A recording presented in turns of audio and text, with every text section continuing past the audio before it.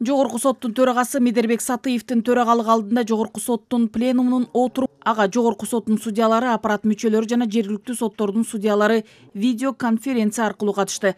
Ошондой эле Кыргыз Республикасынын президентинин администрациясынын соттор жана прокуратура органдары менен өз ара аракеттенүү бөлүмүнүн, башкы прокуратуранын, ички иштер министрлигинин, адвокатура кеңешинин жана Жогорку сотко караштуу сот адилеттигинин жогорку мектебинин өкүлдөрү катышты. Анда экологиялык коопсуздукка жана жаратылыш чөйрөсүнө каршы кылмыштар жөнүндөгү жазык иштерин кароонун өзгөчөлүктөрү, көп батирлүү үйдү курууга үлүштүк катышуу жаатындагы талаштарды кароого байланышкан жарандык жана экономикалык иштер боюнча соттук практика жөнүндөгү жана башка маселелер талкууга алынды.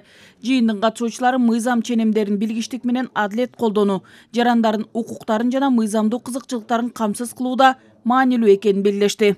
Бүгүнкү кабыл алынган документтер бул мындан аркы республика боюнча соттук тажрыйбаны өркүндөтүү, аны туура колдонуу маселесинде чоң мааниси боло турган пленумдун иши болду.